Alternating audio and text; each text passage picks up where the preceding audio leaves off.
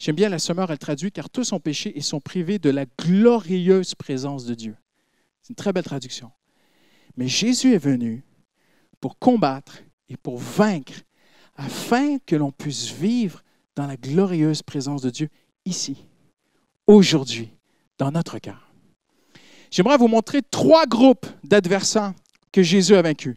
Parce qu'il faut faire très attention, même au premier culte, j'ai presque fait une petite nuance théologique qui était pas bien. Il faut depuis la croix, il nous faut toujours regarder en arrière pour la victoire. Comprenez-vous ce que je veux dire? Jésus a tout accompli à la croix. Ceux qui vivaient avant la croix croyaient que ça allait se faire. Ils vivaient dans la foi que les choses allaient se faire. Maintenant, pour nous, c'est complètement différent. Il nous faut vivre dans la foi. La foi, c'est simplement la confiance. Il nous faut vivre dans la confiance que Jésus l'a fait. Même si ce n'est pas encore fait en moi, Jésus l'a fait à la croix. Et si je crois que Jésus l'a fait à la croix, Dieu va honorer ma confiance et Dieu va le faire en moi. C'est compliqué? Vous me suivez? Ça va? OK. Donc Jésus l'a fait. Qu'a-t-il vaincu? Il l'a combattu. Josué le voit comme un combattant avec une épée, mais nous le voyons maintenant régnant et ressuscité. Il a combattu. Il l'a fait. Il a dit à la croix, tout est accompli. Le combat est fini. La victoire est acquise. Maintenant, la victoire sur 3 éléments. J'aimerais vous montrer aujourd'hui. Premièrement, Jésus est vainqueur de tout mal.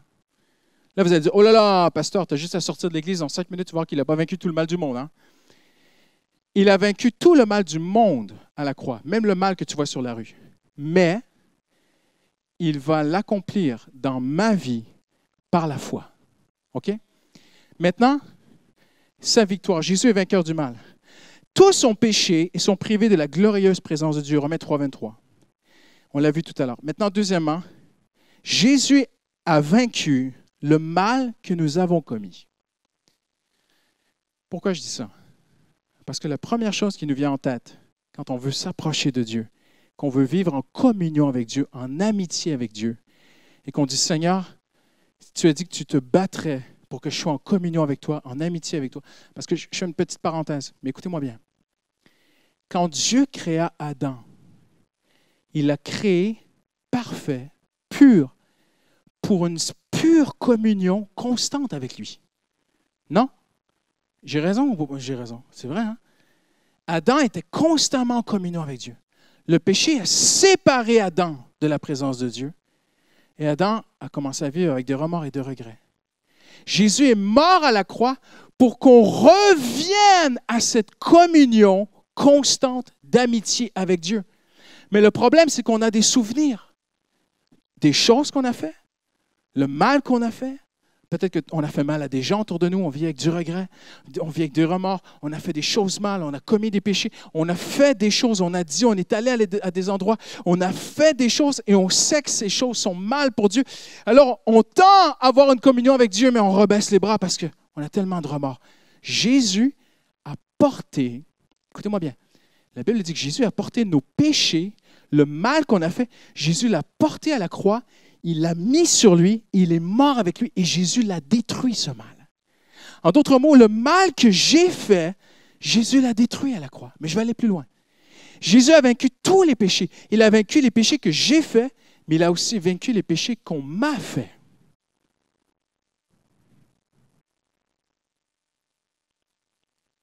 Il a payé pour mes fautes, mais les hommes blessent les hommes. Et parfois, quand on devient chrétien, on sait que c'est régler le mal qu'on a fait, mais le mal qu'on nous a fait, on le traîne, on l'amène avec nous. Et ce mal nous empêche parfois d'avoir une saine communion avec Dieu. Parce que j'aimerais juste qu'on revienne sur une image où on parle de... Si nous croyons, Jésus vaincra tout ce qui nous empêche d'être en communion constante avec lui et ses enfants. Allô? Le but de Dieu, c'est qu'on soit en communion avec lui et les uns avec les autres. Donc, par la foi, je dois croire que Jésus est vainqueur de tout ce qui peut me bloquer d'être en communion avec mon frère et ma soeur. Tout ce qui peut m'empêcher d'être en communion. On ne peut pas être en communion. Je ne peux pas rentrer dans le sujet aujourd'hui, on n'a pas le temps, mais on ne peut pas avoir la même communion avec les gens qui vivent sans Dieu qu'avec les gens qui sont dans le corps de Christ. Dans le corps de Christ, on peut se faire mal parfois, on peut se blesser, on peut y arriver des erreurs dans le corps de Christ. Mais on est appelé en Jésus-Christ à se pardonner, à oublier, et à s'unir et à avancer ensemble. Amen. Jésus se porte garant, si je crois, il porte sur lui la responsabilité. N'oubliez pas, il est l'ange de la nouvelle alliance. Il est l'expert pour nous faire entrer dans la gloire de Dieu. Il est le commandant en chef pour que je puisse apprendre à marcher dans la glorieuse présence de Dieu. Donc, il porte responsabilité pour que je sois en communion avec Dieu et en communion avec Marie-France constamment. Et même si demain, j'écrase le petit orteil de Marie-France, elle va me pardonner. Et puis, on va continuer à marcher ensemble. Ça, c'est le but de Dieu. Donc, Jésus est mort à la croix pour les péchés que j'ai faits, mais les péchés qu'on m'a faits. Amen? Il est mort à la croix pour ces choses-là. Ça, c'est le premier groupe. Le deuxième groupe, Jésus est vainqueur du vieil homme. Ce que j'appelle souvent le « je me moi ». Il est impossible que je sois ami de Dieu. Impossible. C'est complètement illogique. Deux personnes contraires ne peuvent pas être amies ensemble. Deux personnes qui n'ont rien en commun ne peuvent pas être en communion. Je vais vous le prouver. Ma nature, je le prends sur moi comme ça, vous ne vous sentirez pas trop mal. Je le prends sur moi, pleine responsabilité.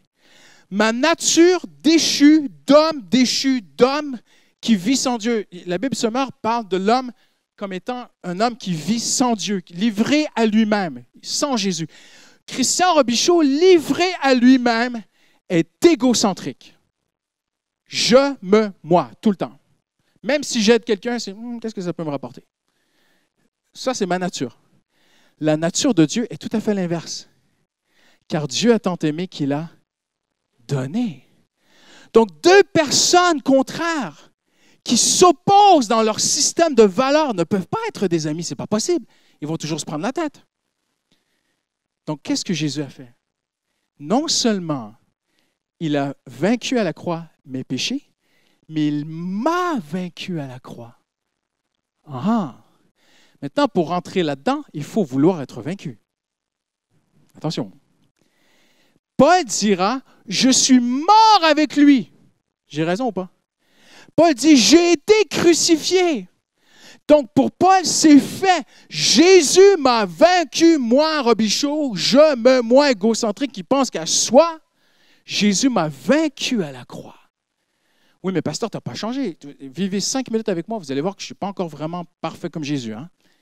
Mais, si je crois, ce qui a été fait à la croix sera fait en moi. Parce que le juste ne vit pas par ses efforts, il vit par la foi. Jésus a déjà vaincu ma nature à la croix. Et je suis appelé à croire, hallelujah, qu'il l'a vaincu.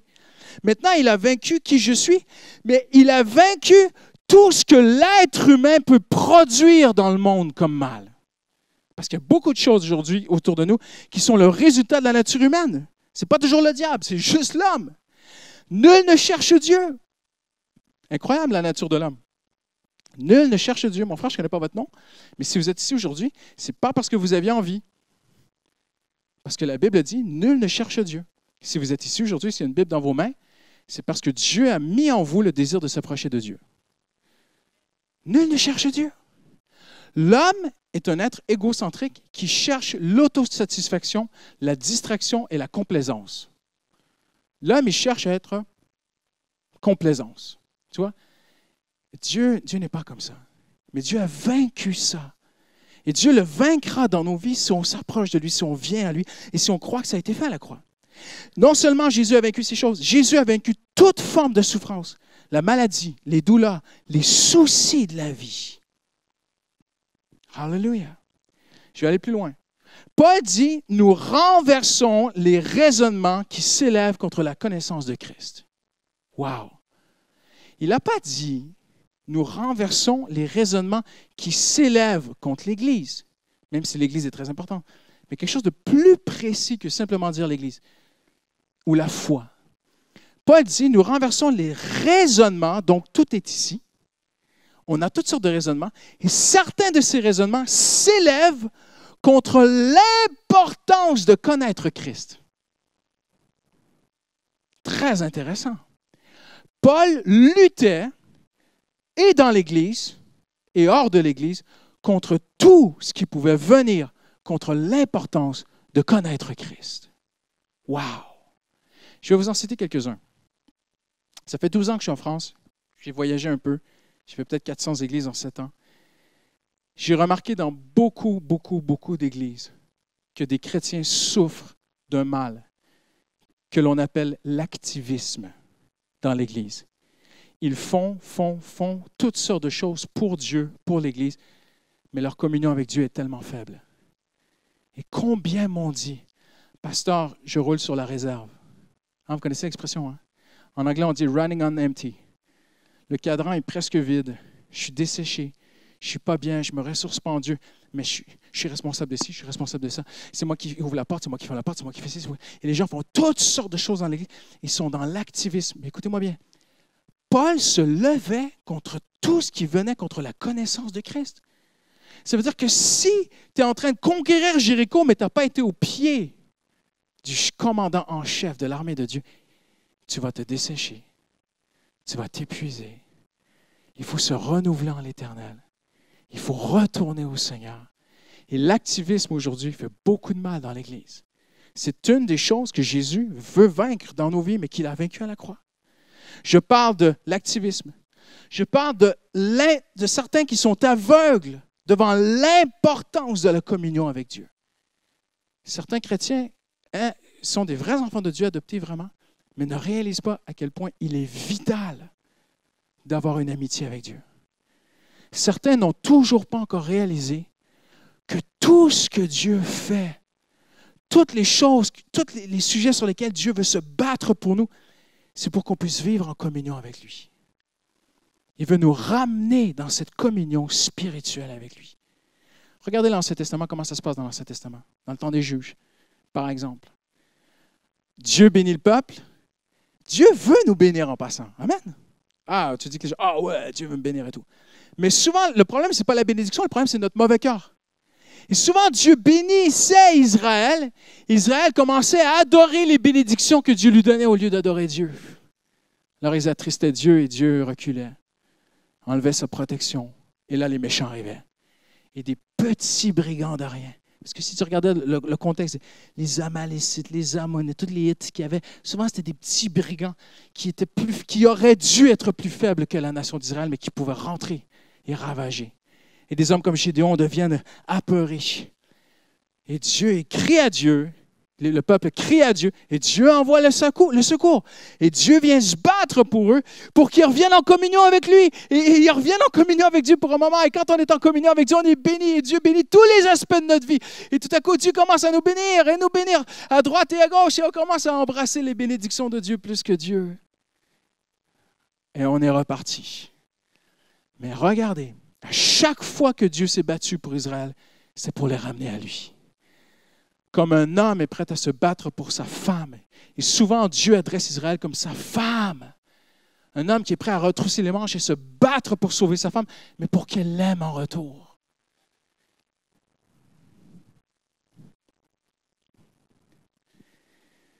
Tout raisonnement qui s'élève contre la connaissance de Christ. J'aimerais rajouter ceci. Fabriquer la présence de Dieu. La présence de Dieu ne se fabrique pas. La présence de Dieu, ce n'est pas un mood. On ne peut pas, avec la musique, faire un truc et tout à coup, là, ouais, tu le sens, ouais, je le sens, ouais, Dieu est là, ouais, trop bien, ouais, franchement. Ah, ce chant, ah ouais, quand ce chant est là, ouais, la gloire, elle vient et tout.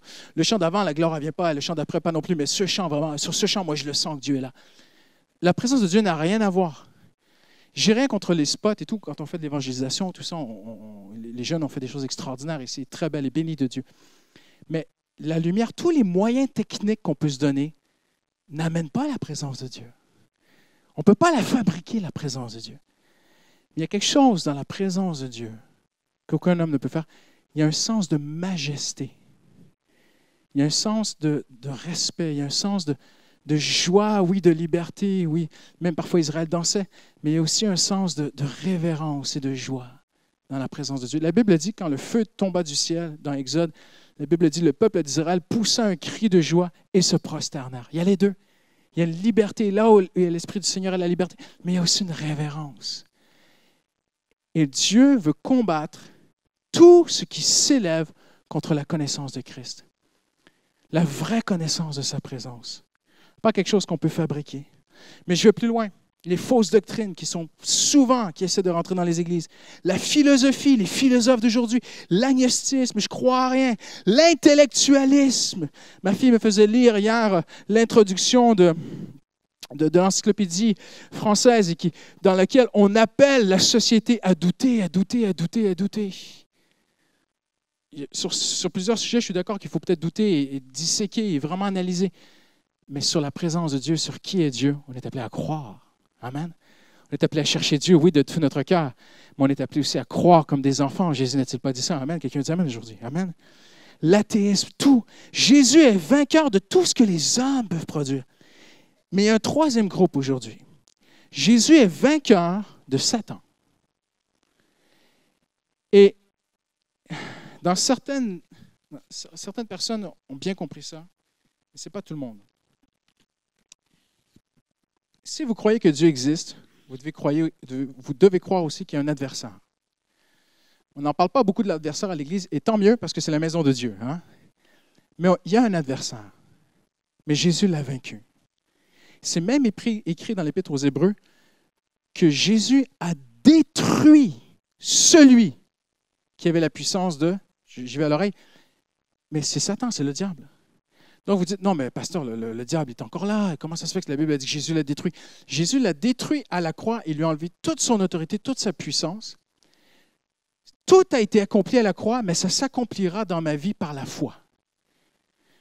Ça veut dire que je dois croire que je n'ai plus à lutter avec le diable, à mettre mes gants de boxe, puis on va lutter. Il est vaincu. Combat, le bon combat de la foi. Revêtez l'armure afin de tenir. Le vrai combat, c'est de tenir victorieux dans la victoire de Christ. Amen. Maintenant, il y a plusieurs choses que j'aimerais vous montrer, dans lesquelles, en fait, sur tous les sujets, que Christ est victorieux. Christ est victorieux sur Satan, parce que Satan est parfois présenté comme le tentateur. Il tente. Et charnellement, par nos forces à nous, on a peut-être un certain effort à faire dans la tentation, mais le combat appartient à l'Éternel. Et si tu luttes avec des tentations qui sont trop fortes pour toi aujourd'hui, qui te possèdent, tu peux crier à Dieu. L'Évangile ne peut pas être plus simple, mais il ne peut pas être plus vrai.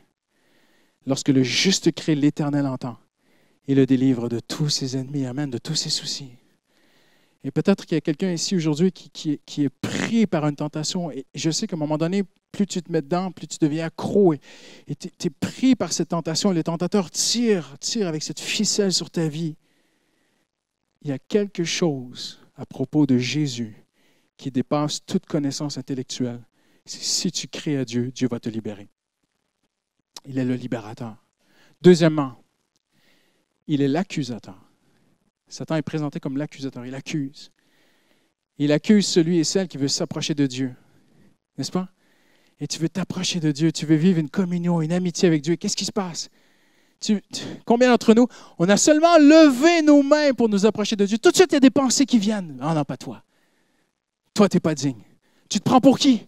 Mais comment toi pourrais-tu lever les mains vers Dieu? C'est l'accusateur. La Bible dit qu'il se tient même au trône de Dieu, l'accusateur qui les accusait jour et nuit. Jésus l'a vaincu. Et toute accusation qui peut venir à ton esprit, tu peux mettre le bouclier de la foi et dire, c'est fini au nom de Jésus. Parce que Jésus a porté, oui, j'ai fait ci, j'ai fait ça. L'histoire raconte qu'un jour, c'est le témoignage de Martin Luther. Hein? Martin Luther dit qu'un jour, le diable lui est apparu avec un parchemin qui s'est mis à dérouler, qui déroulait sans fin. Le diable a dit à Martin Luther, j'ai écrit tous tes péchés. Martin Luther a dit, c'est vrai, mais ils sont payés. C'est fini. Jésus est vainqueur de l'accusateur. Je continue. Jésus est vainqueur du séducteur. C'est fort. La Bible dit que Satan avait séduit toute la terre. C'est impressionnant. Il veut faire rentrer dans nos pensées, même en tant que chrétien. Ne pensez pas que parce que vous êtes chrétien que tout est bon, là, qu'on plane sur des nuages. Il veut nous faire rentrer parfois dans l'esprit des modes de pensée qui ne sont pas de Dieu. Il est un séducteur. Mais on peut se tenir devant Dieu et dire, Seigneur, tout ce qui n'est pas de toi, Seigneur, viens, éclaire-moi. Et l'épée de Christ peut venir trancher entre ce qui est lumière et ténèbres, en ce qui est flou, ce qui n'était pas certain. Seigneur, c'est quoi ta volonté? Le Seigneur peut venir le faire. Je continue.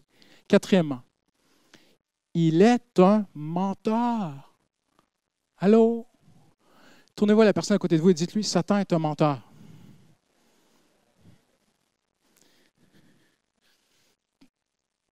Jésus a été clair, hein? Il a dit, Satan est un menteur. Il a dit, je suis la vérité. C'est très simple. Jésus est venu pour nous purifier de tous les mensonges pas possibles qui ont pu rentrer dans l'esprit de quelqu'un et dans la société. Amen? Jésus est vainqueur de ces choses-là. Je continue. Satan est le seigneur des mouches. Vous ne saviez peut-être pas? Je vais vous l'expliquer. Dans les évangiles, dans les entretiens entre Jésus et les hommes, ils vont appeler Satan Belzébul. OK? Belzébul, c'est une expression qui a été attrapée par les Juifs, qui vient d'une divinité philistine, cananéenne, très ancienne, qui s'appelait Baal-Zéboul, qui voulait dire le seigneur des mouches. Et les Juifs ont appelé Satan le Belzébul. Et l'origine du mot, Belzébul, ce n'est pas exactement ça, mais l'origine du mot, c'est le seigneur des mouches. C'est très bien dit. Pourquoi? Parce que qu'est-ce qu'elle fait une mouche? Elle ne fait pas grand-chose de mal, mais qu'est-ce qu'elle peut t'embêter? Elle tourne, tu n'arrives plus à te concentrer. Maintenant, toute blague à part, l'ennemi peut parfois venir avec un souci, une inquiétude. Il te la met et commence à te tourner dans la tête. Elle ne peut rien te faire, c'est qu'un souci, c'est qu'une inquiétude. Et si tu perdais ton job, qu'est-ce qui t'arriverait? Mais tu perdrais ton appart, tu perdrais ci, qu'est-ce que les gens diraient de toi? Et nanana. Et tu as vu, hein, sur le communiqué, le patron a dit qu'il y en a 50 qui vont partir. Ça sera peut-être toi. Mais si ça veut dire que tu es un des 50 pas bon, tu es un nul, tu es un... Et ça part. Et une mouche en fait 10 et 10 mouches en font 1000. Et à un moment donné, parce que ça m'est déjà arrivé, ça nous est tous peut-être déjà arrivé, à un moment donné, tu es pris dans tes pensées. J'ai raison?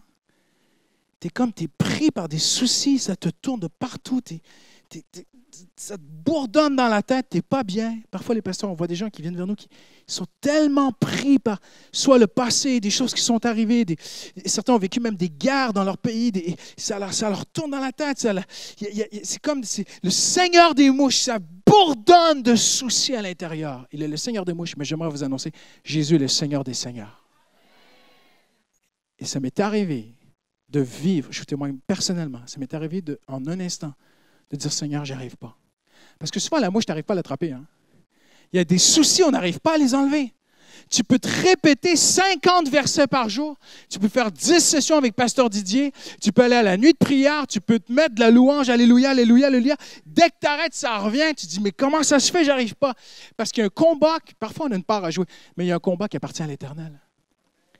Et moi, ça m'est arrivé de dire, Seigneur, je le donne. Tu attends. Tu t'attends à Dieu. Ça m'est vraiment arrivé tout à coup. C'est comme si le ciel se dégage. C'est parti. Parce que Satan, c'est Belzébul. C'est Baal-Zéboul. C'est le Seigneur des mouches. Et le Seigneur est venu en tant que Seigneur des seigneurs. Vainqueur de tout. Amen. On va terminer. Je vais inviter les musiciens à s'approcher. Tournez avec moi en terminant dans Romains.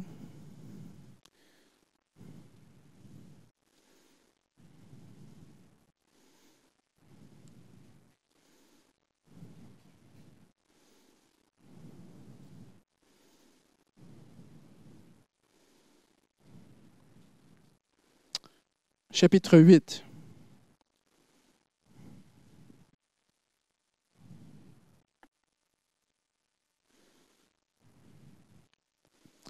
Paul l'a tellement bien dit. Jésus est venu pour vaincre tout ce qui nous empêche d'être en communion avec lui. Amen. Maintenant, si tu dis, Seigneur, le Seigneur m'a libéré de tous mes soucis. Super! Franchement, cet après-midi, je me fais 3 heures de shopping. Ce soir, after work, c'est avec les copines. Et puis 3 heures là. Et puis on va rentrer à 11 heures. On va se faire 3 films jusqu'à 3 heures du matin. Je vais faire n'importe quoi de ma vie. Jésus n'est pas venu pour te libérer de tes problèmes pour que tu fasses n'importe quoi de ta vie. Jésus est venu pour nous libérer, pour vaincre tous nos ennemis, pour qu'on soit en communion avec lui et avec nos frères et sœurs. Amen. Hallelujah. Et maintenant, regardez ce que Paul a dit. Après tout ce qu'il a traversé. Hallelujah. Romains, chapitre 8, verset 35. Qui nous séparera de l'amour de Jésus? Il n'a pas dit qui nous séparera de Dieu. Regardez, il y a une nuance. Qui nous sépare, il y a une précision, pardon. Qui nous séparera de l'amour? Jésus a dit, demeurez dans mon amour. Donc, on est appelé à vivre en constante communion avec Jésus. Et le Seigneur va se battre pour ça, si on le veut. Et un jour, on dira, il a vaincu.